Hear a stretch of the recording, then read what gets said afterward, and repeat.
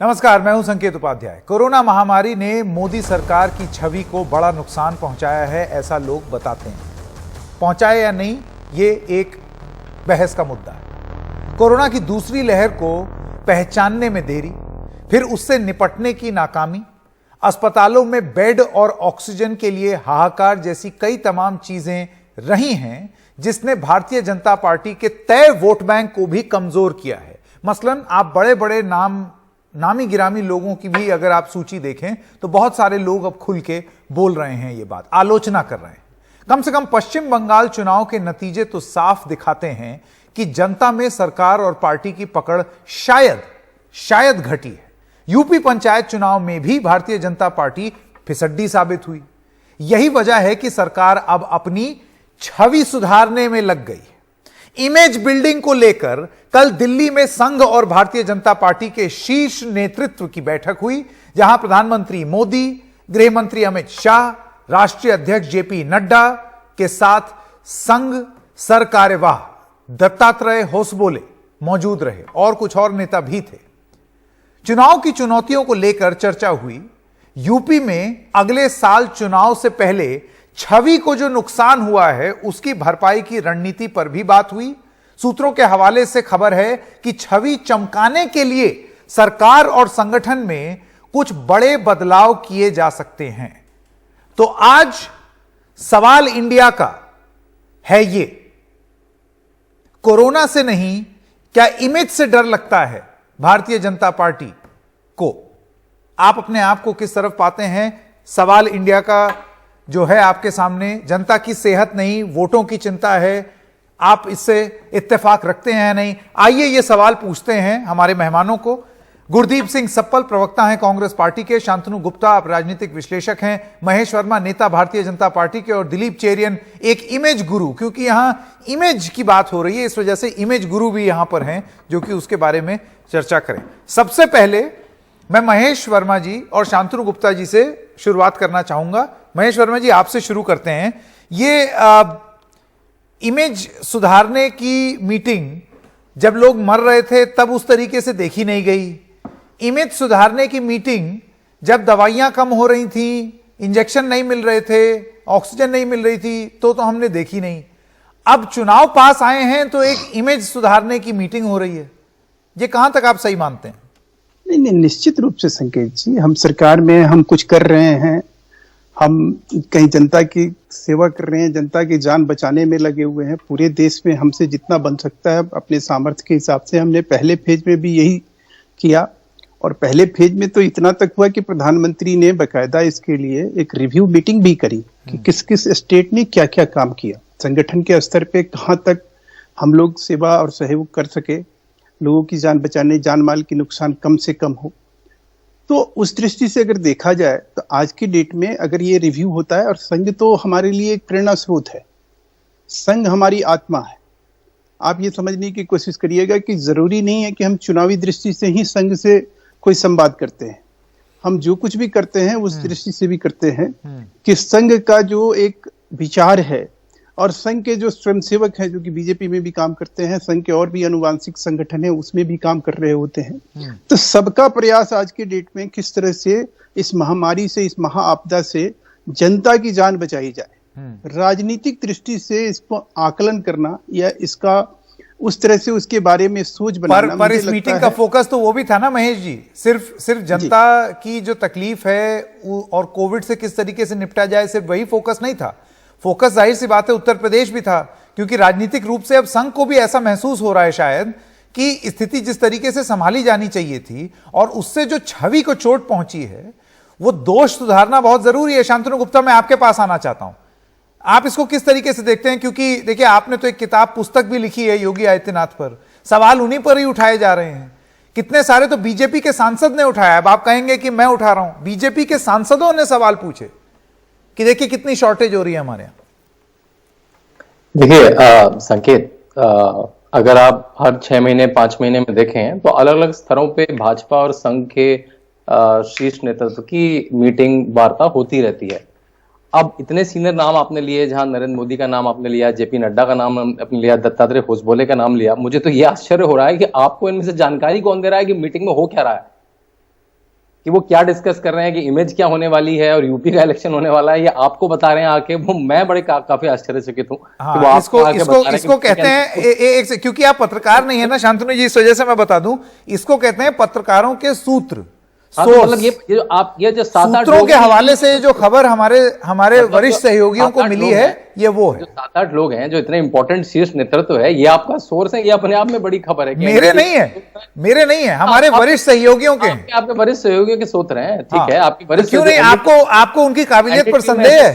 नहीं, बिल्कुल कि ऐसे सूत्र आपको बता रहे हैं, इसलिए मैं कह रहा हूँ ये खबर मुझे लग रहा है कॉन्कॉक्ट की जा रही है, बनाई जा रही है। अच्छा चलिए आप कह रहे हैं कॉन्कॉक्ट की जा रही है, आप मुझे बताइए क्या आप मुझे बताइए, क्या जेपी नड्डा की जो चिट्ठी है वो भी कॉन्कॉक्ट की हुई है? मैं बताता हूँ, या जो चिट्ठियां जो भाजपा के सांसदों ने लिखी है योगी आदित्यनाथ को, वो भी मैंने ही लिख दी या हम लोगों ने लिख दी? तो ये तो आपने मान लिया कि ये शायद आपने कॉन्कॉर्ड करी है, आपको लगा कि 4-5, बिल्कुल नहीं किया, हम अपनी खबर पर कहा कि 4-5 लोग मिल रहे हैं, अड़े हुए हैं। उसमें उत्तर प्रदेश के सुनील बंसल जी भी हैं, तो उत्तर प्रदेश का चुनाव जो आज से 8-9 महीने बाद आने वाला है, उसकी आज चर्चा हो रही है। बल्कि मुझे तो लगता है वो चर्चा ये कर रहे होंगे कि भाई इस समय जो इतना झूठ का व्यापार चल रहा है, इतना जो लाशों का व्यापार चल रहा है, कि आधे कैमरे तो शमशान घाट पे पहुंचे हुए हैं, ऐसी खबरें जो उन्होंने कभी नहीं देखी, जो पहले से चलती आई हैं, उनको दोबारा से डिस्कवर कैसे करा है, झूठ के जो कारोबार पे उस पर कैसे काबू पाया जाए। किस चीज को झूठ बुलाएंगे शांतनु जी, आप बताइए? क्या इलाहाबाद में जो लाशें दफनाई गई हैं वो भी झूठ है? उसका अगर आपको अभी तक सच नहीं पता लगा, आपकी रिसर्च टीम कैसी है? तैरती हुई लाशें भी झूठ बता दूंगा मैं आपको, दैनिक जागरण के पत्रकारों का नाम बता दूंगा, कैसे वहां पे वो पुरानी प्रथा है 2017, 14 में, 15 में, 16 में, 17 में, आप अपने एनडीटीवी में खबर देख लीजिए। नहीं, मुझे मालूम है 2015 में एनडीटीवी की खबर है कि वहां पर 100 लाशें तैरती हुई मिली, लेकिन इतनी संख्या में मैं आपको वीडियो भेजूंगा, संकेत आप नंबर दीजिएगा, मैं आपको वीडियो भेजूंगा, वहां के पुजारी बता रहे हैं, उस जगह में स्थल पे बता रहे हैं, वहां पे और लोग आके बता रहे हैं जो दफन कर रहे हैं। हाँ, वो प्रथा बुरी हो सकती है, उस प्रथा के अगेंस्ट में हमें क्या करना चाहिए वो एक विचार हो सकता है, ठीक है, लेकिन इस समय जाके पैनिक फैलाना कि महेश वर्मा जी, इससे हाँ शांतनु जी सुन ली मैंने आपकी बात। अब सप्पल जी के पास आते हैं। सप्पल जी देखिए, एक तो ये है कि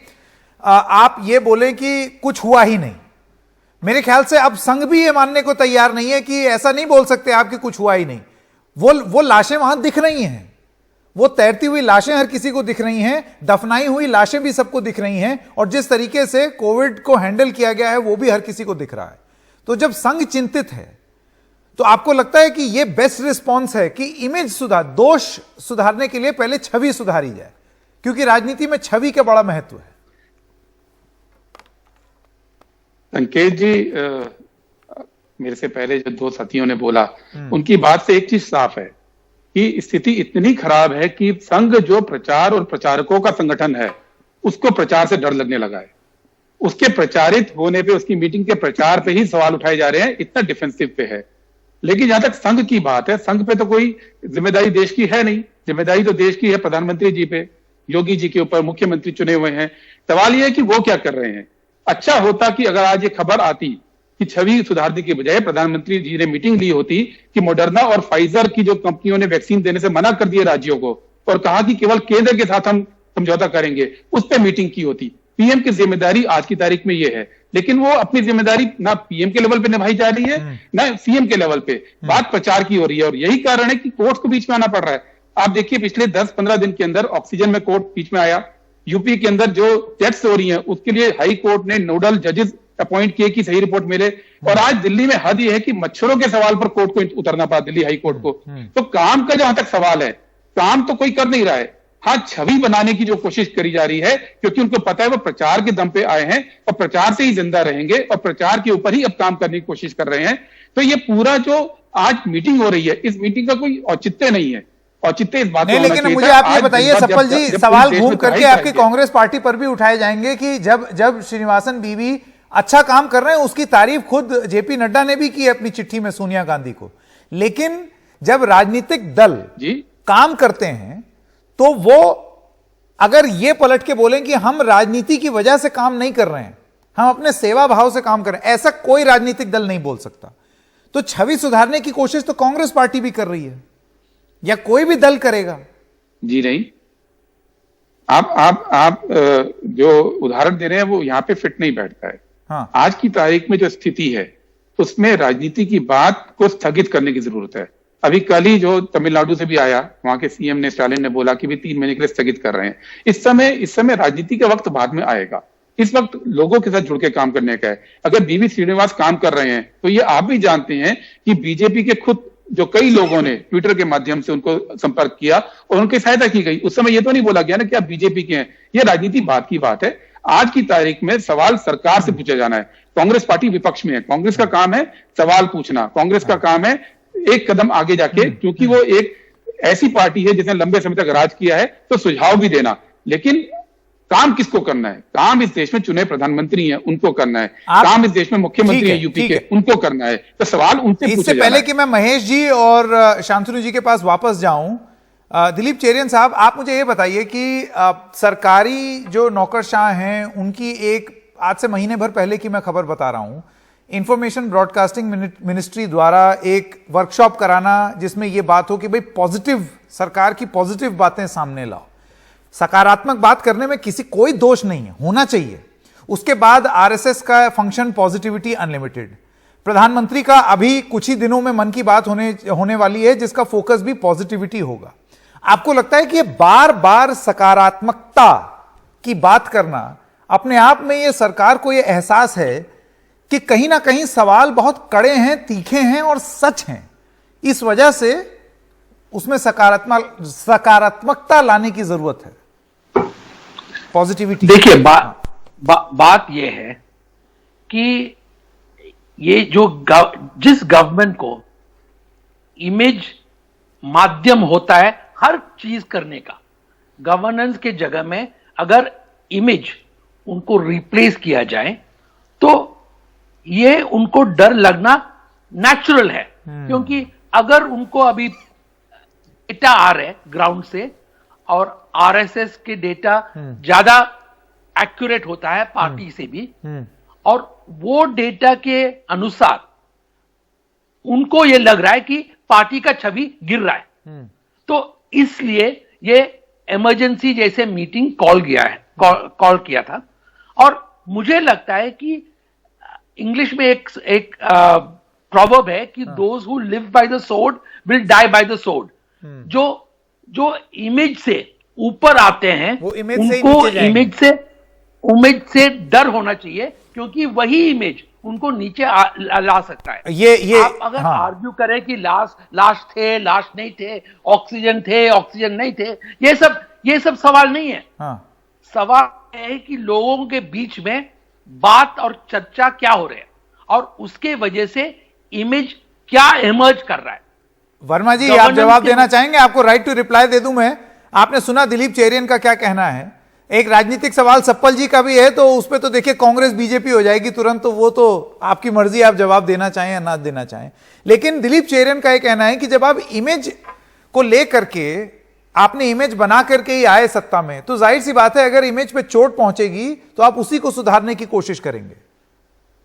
पहले तो ये मानना जरूर, आपको लगता है आपका शीर्ष नेतृत्व इस बात को मान गया है कि इमेज को चोट पहुंची? नहीं, देखिए, भले ही आप ना माने, शांतनु जी ना माने। देखिए, पहली बात तो ये मैं आपको संकेत जी करेक्ट कर दूं कि जो शांतनु जी बात कह रहे थे कुछ हद तक वो ठीक कह रहे थे कि भाई ऐसी बात को कहना कि संघ अगर बीजेपी नेताओं के साथ या प्रधानमंत्री के साथ मीटिंग कर रहा है तो वो राजनीतिक कारणों से ही कर रहा है। ये मैं कह रहा हूं कि आज की जो विषम परिस्थिति है उसको ध्यान में रख के संघ जो है हमेशा आपात स्थिति में, देश में आप नेहरू जी के टाइम से आप देख लीजिए 62 में जब युद्ध हुआ तो संघ ने जो है जिस तरह की भूमिका अदा करी, और उसके बाद नेहरू जी ने रिपब्लिक के परेड में संघ जो है उसमें आरएसएस के एक बकायदा एक टुकड़ी ने भाग लिया। नेहरू जी इतने प्रभावित हुए उस काम से। तो संघ की जो एक इमेज है और उसकी जो भूमिका है इस देश में सेवा करने को लेकर या सेवा भाव से कोई चीज उसको पनपाने की या उसको लेकर एक इंस्पिरेशन देने की। पर महेश जी मुझे ये बताइए कि अगर काम ढंग से हुआ होता आगे लाने तो छवि सुधारने की जरूरत महसूस क्यों होती? काम अपने आप बोलता। मैं फिर हाँ, निश्चित रूप से हमारा काम ही आज के डेट में, हमने ये बात कहीं दिलीप चेरियन जी जो बात कह रहे हैं उस बात में मैं उस बात को बड़े संजीदा ढंग से कहना चाहूंगा कि अपेक्षा उसी से किया जाता है जो कुछ कर रहा होता है। हम जब कुछ कर रहे हैं और लोग तो कुछ कर नहीं रहे हैं, ना किसी का सांसद मर रहा है, ना किसी का एमएलए मर रहा है, ना किसी का अधिकारी मर रहा है, ना किसी का कार्यकर्ता मर रहा है। हम तो खो रहे हैं ना, हम फील्ड में तो हम ही दिखाई दे रहे हैं ना। आपको कहीं कोई ऐसा कैंपेन में कोई नेता या अभिनेता इनका दिखाई देता हो कांग्रेस का? सप्पल जी आप जवाब दें। कोई ऐसा लोग दिखाई देते हो? उम्मीद उसी से जो काम करे, इसीलिए आलोचना उसी की जो काम करे। महेश जी ये शायद बहुत दुख की बात है जो आपने अभी शब्द बोले। आप जानते हैं कि पिछले 1 साल में कोविड में कितने कांग्रेस के नेता चले गए, ठीक है, और ये कहना कि कांग्रेस के लोग कहीं नहीं और बीजेपी के लोग हैं, आप निश्चित रूप से बीजेपी आज सरकार में है, आज सरकार में बीजेपी है। सरकार क्या कर रही है ये बताइए। कांग्रेस के लोग तो बिना सरकार में भी काम कर रहे हैं, वो सब जानते हैं। आज पूरा सोशल मीडिया भरा हुआ है, लेकिन बीजेपी जो सरकार के अंदर है वो क्या कर रही है ये बताइए। मैं अभी आप मुझे ये बताइए। नहीं, सवाल ये है कि ये मीटिंग, इससे पहले सरकार ने मीटिंग की थी, एक जावड़ेकर साहब ने की थी, 300 अफसर इकट्ठे किए थे, बोला जी प्रचार कैसे किया जाए, छवि कैसे सुधारी जाए। इस पूरा तंत्र जो है वो केवल छवि सुधारने के लिए लगता है, चाहे सरकार की मीटिंग हो चाहे आरएसएस की मीटिंग हो। अरे भाई, देश में इस समय काम की जरूरत है। ये विपक्ष में जब तक जवाब दे दे तब तक आप नारे गढ़िए, तब तक आपको कोरोना को लेके जनता के जान को लेके इतना संवेदनहीन बात आपको नहीं कहनी चाहिए। कांग्रेस को ये बात मैं आपको बता रहा हूं और ये प्रमाणित, बहुत प्रमाणिक रूप से और बहुत व्यवहारिक रूप से ये बात कह रहा हूं। आपने कहा कि कांग्रेस कहीं आप नहीं सुन लीजिए, सुनिए, कांग्रेस बिल्कुल नहीं है। आप उस अभियान को भी आपने जो है ढेर करने की कोशिश की, उस अभियान को भी पलटा लगाने की कोशिश करी। सुनिए, हमने जब वैक्सीन शुरू किया आपने उसकी आलोचना की, हमने जब लॉकडाउन शुरू किया उसकी आपने आलोचना की। एक तरफ लॉकडाउन को लेके आप याद करिए फेज 1 में कि राहुल गांधी जो है किस तरह से चीख रहे थे, चिल्ला रहे थे, किस तरह से कांग्रेसी नेता जो है आलाप बिलाप और प्रलाप कर रहे थे। दूसरी तरफ आपकी राज्य सरकार उसी लॉकडाउन का अच्छे से पालन कर रही थी। उसका नतीजा क्या हुआ कि एक लैब था देश में जब कोरोना आया और 130 करोड़ जनता थी और हमने उसको बचाया। लोगों को भूखे नहीं मरने दिया, लोगों को किसी तरह से दुश्वारियां नहीं पैदा होने दी। 21 लाख करोड़ का एक दो चीजें हैं इसमें। एक सेकंड वर्मा जी, आप बहुत जरूरी बात कर रहे हैं, ये बहुत जरूरी बात कर रहे हैं। और इसी चीज को लेकर एक सेकंड वर्मा जी ने एक बड़ी जरूरी बात की कि हमने ये काम किया। निश्चित रूप से किया, इसको कोई डिनाई नहीं कर सकता वर्मा जी। लेकिन जो चिट्ठी थी, क्योंकि गुप्ता जी मेरे ऊपर सवाल बड़ा उठाते हैं कि आपके पास सूत्र कहां हैं, सोर्स कहां हैं, किसने जानकारी दे दी। तो वो जो चिट्ठी जो जेपी नड्डा जी ने लिखी, अध्यक्ष ने, उसमें उन्होंने लिखा कि आप काम करते दिखिए। तो काम होना और काम करते हुए दिखना, ये दोनों अलग अलग चीजें हैं। आपको लगता है कि आप काम करते हुए दिख नहीं रहे हैं और इस चीज की चोट आपको पहुंचेगी। नहीं, देखिए, मेरा कहना है कि हमारे राष्ट्रीय अध्यक्ष जी हमारे मुखिया हैं पार्टी के और उनका ये कर्तव्य है कि इस तरफ वो हरदम मतलब सचेत भी रहे और एक संवेदनशील होने का एक प्रमाण भी है कहीं ना कहीं कि वो इस चीज को समझते हैं कि आज के डेट में हमारी आवश्यकता जो है वो कहीं ज्यादा है। हम लोगों से लोगों की अपेक्षा ज्यादा है। हमारी जनता की अपेक्षा जो है जनेपेक्षा बढ़ी है हमसे। तो निश्चित रूप से उसको कहीं ना कहीं, अगर मान लीजिए कि आज की डेट में माध्यम क्या है, माध्यम यही है कि हम पत्र लिखें, हम अपने कार्यकर्ताओं को उत्साहित करें, प्रोत्साहित करें। इससे डर किसको नहीं लग रहा है? हर आदमी को डर बात कर रही है इस मीटिंग में। फिर इस तरीके की बात क्यों होती है शांतनु गुप्ता कि संगठन के तौर पर और सरकार के तौर पर बदलाव किए जाएं अगर आपको दोष सुधारना है? जाहिर सी बात है, ये एहसास कहीं ना कहीं हुआ है ना कि चीजें गड़बड़ हुई, ये ठीक से हैंडल नहीं हो पाई। ये संकेत जी, इस कोरोना काल में, इस महाकाल में, इस महाविपत्ति में अगर आप ये सोच रहे हैं कि ये सिर्फ राजनीतिक कारणों से ये मीटिंग हुई है और ये जो मंत्रणा हो रही है और ये, चलिए मैं मानने को तैयार हूं। नहीं, एक सेकंड वर्मा जी, मानने को तैयार हूं। हो सकता है राजनीतिक, सिर्फ राजनीतिक कारणों से नहीं हुई हो, लेकिन यूपी पर चर्चा होना अगली चुनौती। संकेत जी, आपके राजनेता चुनाव जीतने के लिए तो राजनेता बनते हैं ना, तो समाज सेवा के लिए कोई राजनेता नहीं बनता। संकेत जी, ये तो देश की जनता नहीं मानेगी आपकी बात। शांतनु गुप्ता के पास मैं आना चाहता हूं। जी गुप्ता जी, आपका ऐसा मानना हो सकता है कि लोग केवल राजनीतिक कारणों से राजनीति में आते हैं। बहुत सारे लोगों के बहुत सारे कारण हैं। संघ की अगर आप परिपाटी देखें तो बना ही है नर सेवा के लिए, नारायण सेवा के लिए। देखिए, मेरा अभी दिलीप शरण जी ने कहा कि ये पार्टी है जो इमेज से चुनाव जीतती है और इमेज खराब होती है तो परेशान हो जाती है। मेरे ख्याल से ये वोटरों को बहुत ही हल्का आंकना है कि मतलब आप दिलीप शरण जी कहना चाह रहे हैं कि 2014 का चुनाव, 2019 का चुनाव, बिहार का चुनाव, आसाम का चुनाव, उत्तर प्रदेश का चुनाव बस इमेज से जीत जाते हैं। मतलब आप वोटर तो मतलब दिलीप शरण जी के हिसाब से बेवकूफ है, बस वो इमेज में आ जाता है। मतलब वोटर को इतना छोटा मत आके, मैंने लुटियल दिल्ली के बहुत सारे लोगों को देखा, नहीं वोटर तो बेवकूफ है, हम इमेज गुरु हैं, हम सबसे स्मार्ट है, हमें बस पता है कि बस इमेज बनाओ और चुनाव जीत जाओ। आप जितवा दीजिए फिर। आप तो सुना बसपा को कंसल्ट कर रहे हैं उत्तर प्रदेश के लिए, आप जितवा दीजिए। ये बड़ा गलत सोचना है, बड़ा गलत सोचना है। वोटर को छोटा कहें क्यों, जो वोटर केवल इमेज के हिसाब से देखिए, आज के वोटर जो है, एविडेंस है कि वो इमेज के तौर से वोट करते हैं। आप अगर नहीं सोचते हैं तो आप क्यों विज्ञापन देते हैं? कितना भी क्यों संकेत जी, आप कितना भी झूठ दिखा लीजिए, कितना भी सच दिखा लीजिए, उसको दिख रहा है कि सड़क बनी है नहीं बनी, उसको दिख रहा है बिजली आई नहीं आई, उसको दिख रहा है कि लॉ एंड ऑर्डर अच्छा है नहीं अच्छा, वो आपकी इमेज से कुछ नहीं कर लेगा। मे भी हाँ हो सकता है कि मुंबई का बैठा आदमी आपकी खबर में खो जाए। और देखिए उत्तर प्रदेश में क्या हो रहा है, उत्तर प्रदेश में जो बैठा है, जो मेरठ में बैठा है, वो इमेज से क्या कर लेगा? छत्तीसगढ़ और झारखंड में भी जो आदमी बैठा है, दिख रहा है, उसे तो दिख रहा है कि झारखंड में भी जो बैठा है, क्योंकि आपने चेरियन साहब से सवाल पूछा तो वो जवाब भी दे दें। हाँ दिलीप जी, देखिए झारखंड और कोई हिसार में भी बैठे आदमी जो है उसको भी असर पड़ता है आजकल, क्योंकि आप जो समय की बात कर रहे हैं वो 20 साल पहले की बात है। अब जो वोटर है, अब जो 18 to 35 की वोटर है, वो तो हर वक्त छवि पे ही रिलाय करते हैं। वो हर गांव पे नहीं आते, वो हर सड़क पे नहीं आते, वो हर एयरपोर्ट नहीं देखते। उनको सिर्फ और सिर्फ इमेज से ही मतलब है।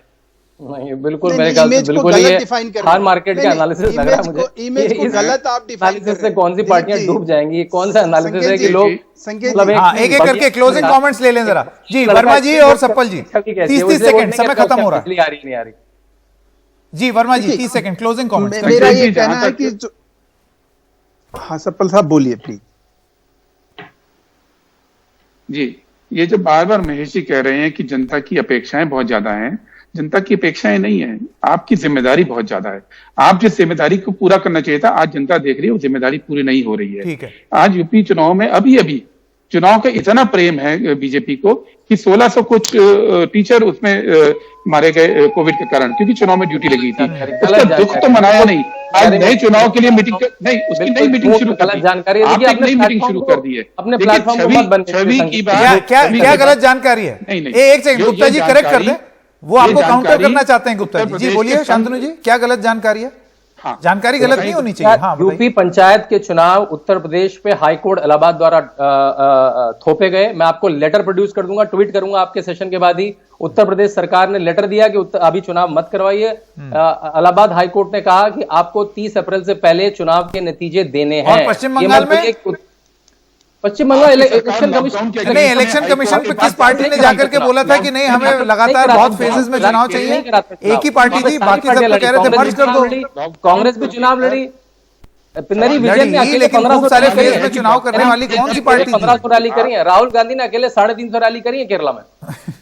ममता बनर्जी ने हजारों छोटी बड़ी रैली। लॉकडाउन, ठीक है मेरे पास समय खत्म हो गया। देख के आता है कि अच्छा ये बीजेपी की रैली, इसमें तो मैं आ जाऊंगा, लेकिन ममता चेरियन साहब, सप्पल साहब, गुप्ता जी और वर्मा जी समय खत्म हो गया मेरे पास। बहुत बहुत धन्यवाद आप लोगों का।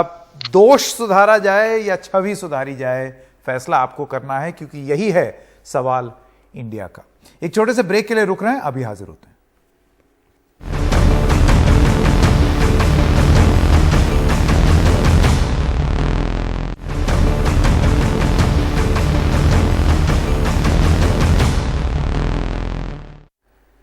नमस्कार, सवाल इंडिया का दूसरे भाग में आपका स्वागत है। और इम्तिहानों को लेकर के अभी बहुत चर्चा हो रही है कि 12वीं कक्षा के जो छात्र हैं उनके इम्तिहान हों या ना हों, कैसे हों, किस तरीके से हों, उसको लेकर के एक सरकारी मुहिम छिड़ी। सरकार ने जो राज्य की सरकारें हैं उनसे बात करने की कोशिश की।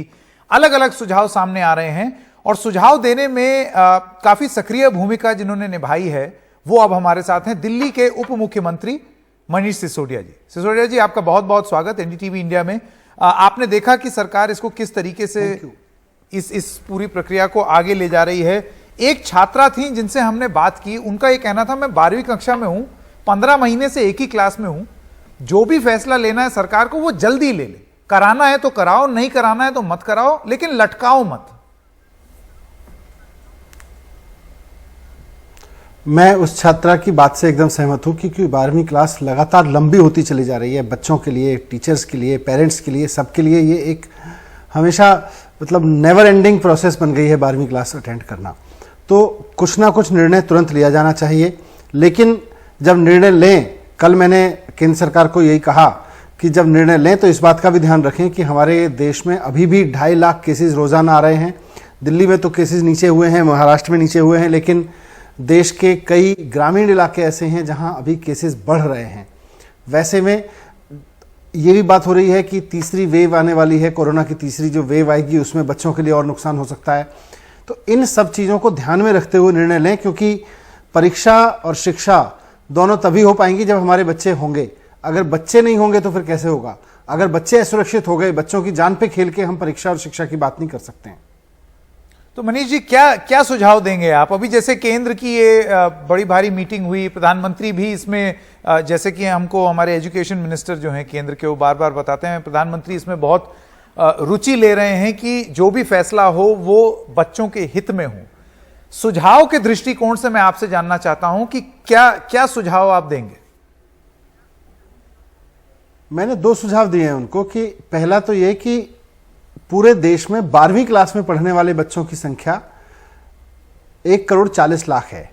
अब इन 1,40,00,000 बच्चों में से मोटे मोटे अनुमान में करीब 20% बच्चे तो 18 साल की ऊपर को क्रॉस कर चुके हैं।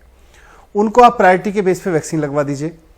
एक्सपर्ट से बात करिए, मेडिकल एक्सपर्ट से, वैक्सीन बनाने वालों से बात करिए, क्योंकि जो वैक्सीन है वो किसी कट ऑफ डेट के हिसाब से नहीं बनी, वो रेंज के हिसाब से बनी है कि लगभग 18 साल के बच्चों के, 18 से लेकर 44 तक के लिए या 18 से ऊपर के लिए। तो क्या 17.5 साल के लोगों को ये लगाई जा सकती है? अगर डॉक्टर्स इस बात से सहमत होते हैं कि 17.5 साल भी लगभग 18 साल में काउंट हो जाएगा, तो आप मान के चलिए 90-95% बच्चे इस रेंज में कवर हो जाते हैं। क्योंकि 12वीं क्लास में जो बच्चा पढ़ रहा है वो 17.5 साल या 18 साल प्लस माइनस में है। करीब 5-10% बच्चे ऐसे रह जाते हैं जो 17.5 साल से नीचे होंगे। तो पहला मेरा आग्रह कल केंद्र सरकार से था कि आप बड़े पैमाने पर वैक्सीनेशन ड्राइव चलाइए, 18 साल से ऊपर वालों के लिए भी, और दुनिया में अब 12 से 18 साल के लिए वैक्सीन उपलब्ध है। आप 1.5 करोड़ बच्चों के लिए वैक्सीन, चाहे अमेरिका से ले आओ, दूसरे देश से ले आओ जो 12 से 18 साल के बच्चों के लिए अधिकृत है, वैसी वैक्सीन ले आओ। 1.5 करोड़ वैक्सीन लाना कोई बड़ी बात नहीं है। और पहले हफ्ते भर में सारा देश मिलके उनको वैक्सीन लगा दे, उसके बाद आप एग्जाम लीजिए, उनके नीट की परीक्षा लीजिए, उनकी जेई की परीक्षा लीजिए, जो करना है करिए, लेकिन एक बार एक राउंड में सारे 12वीं क्लास के सारे बच्चों को ये करा दीजिए। पहला सुझाव तो मैंने उनको ये दिया। दूसरा ये दिया कि इफ एट ऑल आप एग्जाम कराते भी हैं तो आप कैसे कराएंगे? अगर वैक्सीनेशन के बिना कराते हैं, जो उन्होंने केंद्र ने प्रस्ताव दिए थे 2, उसमें दोनों में एग्जाम ऑफलाइन कराने का प्रस्ताव था, तो मैंने कहा कैसे कराएंगे? आप 0 ऑप्शन लेके चलिए कि एग्जाम किए बिना बच्चों को 10वीं, 11वीं, 12वीं की उनकी परफॉर्मेंस के आधार पर, उनके जितने आपने टेस्ट लिए हैं उन सब की गणना के आधार पर एक कैलकुलेशन करके आप उस बच्चे को कैसे पास या उसको कैसे प्रमोट कर सकते हैं, उसका फॉर्मूला निकालिए। एग्जामिनेशन फिलहाल कोई अच्छा फॉर्मूला नहीं है। जी मनीष जी, अब मैं वैक्सीनेशन के मुद्दे पर ही आता हूं, क्योंकि इसको लेकर के भी आपने काफी सक्रिय भूमिका निभाई है सुझाव देने के दृष्टिकोण से। और अभी मैं देख रहा हूं आपने एक चिट्ठी लिखी जो केंद्रीय स्वास्थ्य मंत्री हैं डॉक्टर हर्षवर्धन को, कि एक केंद्रीय रणनीति या नीति बननी चाहिए वैक्सीन को लाने की। आपको लगता है ये सुझाव आप इसलिए दे रहे हैं क्योंकि वो जो ग्लोबल टेंडर देने की बात कही थी अलग अलग राज्यों से, उससे कोई खास फायदा नहीं हुआ? देखिए, कई राज्यों ने ग्लोबल टेंडर किए हैं। हम भी दुनिया की कई वैक्सीन कंपनियों से बात कर रहे थे। सब ये कह रही हैं, साहब हम तो दुनिया में कहीं भी किसी स्टेट को नहीं दे रहे, हम तो वहां की फेडरल गवर्नमेंट को दे रहे हैं। हम आपके देश में भी भारत सरकार से बात कर रहे हैं। सवाल ये है कि भारत सरकार इतनी लापरवाही क्यों दिखा रही है? दुनिया के ये जो मॉडर्ना है, फाइजर है, मैं नाम स्पेसिफिक ले सकता हूं, जॉनसन एंड जॉनसन है, इन सारी वैक्सीन्स को 70-70, 80-80, 100-100 देश अपने यहां प्रिक्योर कर चुके हैं, अपने लोगों को लगवा रहे हैं। हमारे देश में अभी मॉडर्ना को, फाइजर को, जॉनसन एंड जॉनसन को मंजूरी तक नहीं दी गई है। हमारे देश में उसके इस्तेमाल की परमिशन नहीं है अभी, और आप जाके कह रहे हो कि आप ग्लोबल टेंडर से इनको खरीद लाइए। कहां से खरीद लाएंगे भाई? आपने अभी देश में परमिशन नहीं दी, आपने अभी देश में उनको बेचने की इजाजत नहीं दी है, और आप कह रहे हैं हम राज्य सरकारें जाके ग्लोबल टेंडर से खरीद लाएं। कंपनियां कह रही हैं साहब हम तो सारी दुनिया में देश की सरकार से बात करते हैं, आपके देश की सरकार से हम बात कर रहे हैं। पर मनीष जी, अभी केंद्र सरकार से जब ये सवाल पूछा जाता है उनके प्रतिनिधियों से, उनका ये कहना है जब केंद्र सरकार सारे फैसले ले रही थी तो अरविंद केजरीवाल, मनीष सिसोदिया और बाकी सब राज्य के लोग कहते हैं सारा फैसला खुद ले रहे हैं, विकेंद्रीकरण नहीं कर रहे हैं। और अब हम कह रहे हैं कि सब अपना अपना फैसला ले लो, तो ये भी नहीं चाहिए। मतलब चिट भी मेरी पट भी मेरी। देखिए ये तो चित भी मेरी पट भी मेरी केंद्र सरकार कर रही है ना, कि एक तरफ तो कहती है आप वैक्सीन खरीद लो, देश की जो कंपनियां हैं उनको कहती है नहीं, कौन किसको कितनी वैक्सीन देगा ये केंद्र सरकार तय करेगी। जब राज्य सरकार जाके कहती है हमें 67 लाख वैक्सीन दे दो, तो केंद्र सरकार कहती है नहीं 67 लाख नहीं मिलेंगी, इनको तो 5 लाख मिलेंगी, इनको 4 लाख मिलेंगी, इनको 80,000 मिलेंगी, इनको 90,000 मिलेंगी। ये केंद्र सरकार तय कर रही है। विदेशों से जब हम वैक्सीन खरीदने जाते हैं तो अभी भारत सरकार ने उनको परमिशन ही नहीं दी। तो ये तो मजाक है। फिर आप देखिए, गंभीरता देखिए, अमेरिका जैसे देश में जिस वक्त कोरोना पीक पे था, मार्च 2020 में जब उन्होंने वैक्सीन बनानी शुरू की, उन्होंने अपनी आधी आबादी के लिए तो उसी वक्त वैक्सीन बुक कर दी थी। लेकिन आज हमारी भारत सरकार सो रही है। स्पुतनिक वाले लोग आए, स्पुतनिक ने कहा भाई हमें परमिशन दे दो भारत में बनाने के, बेचने के लिए और बनाने के लिए। 2020 में भारत सरकार ने उनको मना कर दिया। अप्रैल 2021 में भारत सरकार जागी और तब उन्होंने परमिशन दी है। आज भारत सरकार सोई हुई है वैक्सीन के मसले पे। आज सारे देश में, सारी दुनिया में, अमेरिका में, यूरोप में, सारे देशों ने अपनी अपनी पूरी आबादी के लिए वैक्सीन दुनिया भर से प्रिक्योर कर ली, और हम कह रहे हैं हम अभी परमिशन देंगे, देख रहे हैं, आप लोग ऐसा करो, ग्लोबल टेंडर वगैरह कर लो। मजाक कर रहे हो क्या यार? पेंडेमिक है, पूरा देश दुखी है इस बात से। इसी चीज से जुड़ा हुआ एक सवाल मनीष जी मैं पूछना चाहता हूं। अब एक के बाद एक नई हम देख रहे हैं साइड इफेक्ट्स होते हुए, और महामारी में से निकल रही हैं। Black fungus, white fungus, yellow fungus, और इन सब की जो दवाइयां हैं वो उसकी भी कमी होती चली जा रही है। आपको क्या लगता है कि रणनीति के तौर पर क्या होना चाहिए? कि हमको ये क्यों नहीं पता है कि इन चीजों की शॉर्टेज होने वाली है? नहीं, अब ब्लैक फंगस आई, ब्लैक फंगस के लिए जो एफ्रोटेरिसिन है वो पूरे देश में हो सकता है 200-400 एक दिन में चाहिए होता होगा। आज अचानक 40-50 हज़ार की एक साथ जरूरत पड़ रही है। तो बनाने वाली कंपनी की अपनी लिमिट्स हैं, लेकिन उसके बाद मतलब यहाँ मैं कहूँगा कि केंद्र सरकार ने कहीं कोई ब्लैक मार्केटिंग ना हो, कहीं कोई होर्डिंग ना हो, इसलिए उन्होंने अलग अलग राज्यों को कोटा दिया है। हमने भी कहा है भाई हमें दिल्ली में, क्योंकि आसपास के राज्यों से भी काफ़ी पेशेंट्स हमारे यहाँ इस वक्त भर्ती हैं, हमारे पास दिल्ली में 500 पेशेंट्स हैं, उनमें से एक बड़ी संख्या आसपास के राज्यों से आए हुए की भी है। तो हमें भी कोटा उस हिसाब से दिया जाए कि हम सब लोगों को वैक्सीन लगा सकें। अगर ये वाला जो एफ्रोटेरिसिन इंजेक्शन है ये एक दिन में 6 इंजेक्शन लगते हैं, तो ये अगर हॉस्पिटल्स को राज्यों के कोटे में उपलब्ध हो जाएगा तो कोई दिक्कत नहीं होगी। अब मनीष जी इसमें एक और दिक्कत है, ये इंजेक्शन महंगा भी बहुत है। आप कैसे उम्मीद करते हैं कि कोई अगर गरीब आदमी को ये ब्लैक फंगस हो जाए या कोई और फंगस हो जाए, इसका उपचार प्राइवेट अस्पताल में 7-7, 10-10 लाख रुपए का है, कैसे कोई गरीब आदमी कर पाएगा अफोर्ड? नहीं, हमने तो दिल्ली में 3 हॉस्पिटल इसमें डेजिग्नेट किए हैं ब्लैक फंगस के ट्रीटमेंट के लिए, और उनको जितने भी पेशेंट्स हैं हमारे वहाँ पर ज़्यादा जा रहे हैं। प्राइवेट हॉस्पिटल्स को भी कहा है कि जहाँ ENT की फैसिलिटी की इसमें ज़रूरत पड़ती है, तो ENT की अच्छी फैसिलिटीज़ हैं, वो भी इस फंगस के इलाज में काम करें। लेकिन दिल्ली सरकार ने अपने 3 बड़े हॉस्पिटल्स में ये व्यवस्था की है कि यहाँ पेशेंट्स को ट्रीट किया जाएगा। 2 सवाल मैं पूछूंगा जाते जाते। एक तो अभी ये जानकारी आई है एम्स के जो डायरेक्टर हैं डॉक्टर रणदीप गुलेरिया, उनसे एक सवाल पूछा गया जो कि आपकी पार्टी जिसका बहुत जिक्र करती है कि बच्चों को किस तरीके से बचाया जाए, क्योंकि तीसरी लहर जो आएगी वो बच्चों को प्रभावित करेगी। उनका यह कहना है कि ऐसी कोई जानकारी अभी तक नहीं है जिसमें हम बहुत विश्वास के साथ ये चीज और प्रमाण के साथ ये चीज कह सकते हैं कि तीसरी लहर बच्चों को प्रभावित करेगी। इस पर आप किस तरीके से जवाब देंगे? अगर डॉक्टर साहब ये कह रहे हैं, डॉक्टर गुलेरिया साहब तो देश के एक जाने माने डॉक्टर हैं, तो अच्छी बात है। लेकिन अगर और सारे एक्सपर्ट्स मिलकर देश को ये आश्वस्त कर सकें, क्योंकि बहुत सारे लोग इस बात को कह रहे हैं कि अगली वेव जब आएगी तो इसमें बच्चों को ज़्यादा नुकसान होने वाला है। उनके क्या लॉजिक्स हैं और डॉक्टर साहब किस आधार पे कह रहे हैं। देखिए, हम तो एडमिनिस्ट्रेटिव पॉइंट ऑफ व्यू से इन सारी चीज़ों को रिसीव करते हैं। मेडिकल एक्सपर्टीज़ हम नहीं है। मेडिकल एक्सपर्टीज़ तो डॉक्टर गुलेरिया साहब हैं और बहुत सारे लोग हैं जो इस बात को कह रहे हैं। तो इन सारे, अगर सारे डॉक्टर गुलेरिया साहब के पास में और भी जिम्मेदारियां हैं इस वक्त कोविड मैनेजमेंट के पॉइंट ऑफ व्यू से, तो अगर वो इस भूमिका को निभा के बाकी एक्सपर्ट के साथ भी डिस्कस करके देश को ये आश्वस्त करते हैं कि नहीं, ऐसा नहीं होने वाला है, तो ये हम सबके लिए बड़ी राहत की खबर होगी। जाते जाते मेरा आखिरी सवाल एक बार फिर से छात्र और छात्राओं के लिए जो 12वीं कक्षा का इम्तिहान देने के लिए या उसमें कोई जल्दी से फैसला हो जाए, उसके लिए बहुत चिंतित हैं। आप क्या टाइम फ्रेम मानते हैं मनीष सिसोदिया जी कि जिसमें फैसला हो जाना चाहिए? क्योंकि अधर में लटकाना कोरोना काल में, और वो भी छात्रों को, ये और ज्यादा कष्टप्रद और तकलीफदेह है। जो मुझे कल केंद्र सरकार के साथ बातचीत में समझ में आया, और केंद्र सरकार भी उसका उल्लेख कर चुकी है, कल निशंक साहब ने भी अपनी प्रेस कॉन्फ्रेंस में इस बात को कहा कि अब केंद्र सरकार इस बारे में निर्णय लेगी। उन्होंने राज्यों से कल भी कंसल्टेशन किया और समय दिया है। कुछ राज्य चाह रहे थे कि उनको समय मिले 1-2 दिन का अपने कमेंट्स देने के लिए, तो उन्होंने समय दिया है। जैसा उन्होंने पहले अनाउंस किया था, शायद 1 जून तक ये निर्णय ले लेंगे कि इसमें अब एग्ज़ाम कब कराना है, एग्ज़ाम कराना है कि नहीं कराना है, बच्चों को क्या ऑप्शंस देने हैं। तो 1 जून तक संभव, ऐसा मैं उम्मीद कर रहा हूं कि निर्णय ले लेंगे तो बच्चों के अंदर से अनिश्चितता का माहौल खत्म हो जाएगा। एग्जाम का जो ड्यूरेशन कम कर दिया जाए, एग्जाम बहुत लंबा ना हो, 90 ही मिनट का हो, इन सब जो बातें हो रही हैं उस पर आपका क्या विचार है? देखिए, ये सब बातें अगर एजुकेशन रिफॉर्म के पॉइंट ऑफ व्यू से कही जाती तो ज्यादा अच्छा लगता।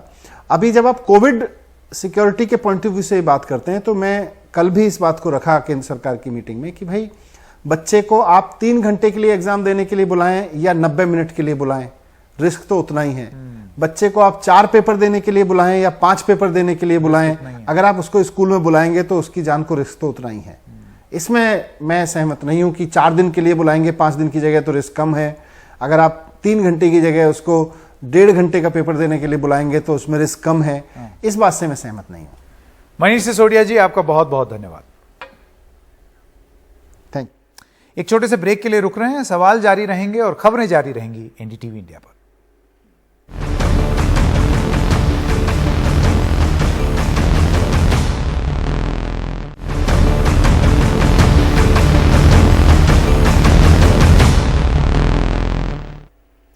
और वैक्सीन को लेकर दिल्ली और केंद्र सरकार आमने सामने हैं। दिल्ली के चीफ मिनिस्टर अरविंद केजरीवाल ने कहा है कि समय की बर्बादी से अच्छा है कि केंद्र सरकार विदेशों से वैक्सीन आयात कर राज्यों को दे।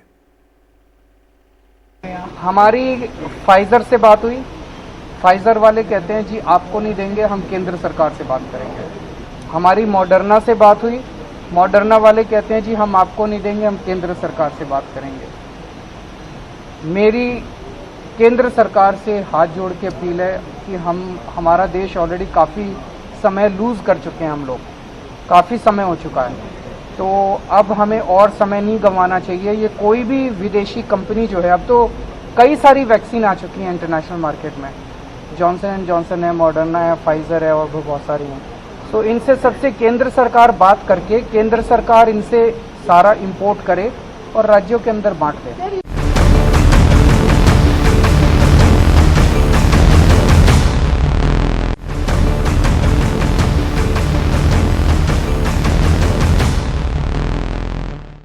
और कोरोना के बाद अब ब्लैक फंगस की बीमारी से डर का माहौल है। इस बीच एम्स के डायरेक्टर डॉक्टर रणदीप गुलेरिया ने कहा है कि यह कोरोना की तरह पास बैठने से नहीं होता, इसलिए घबराने की जरूरत नहीं है। एक व्यक्ति जिसको म्यूकरमाइकोसिस है, वो और किसी व्यक्ति के साथ बैठा है, तो ऐसा नहीं है कि उसको फंगल इन्फेक्शन उससे फैल जाएगा। तो ये समझना बहुत जरूरी है।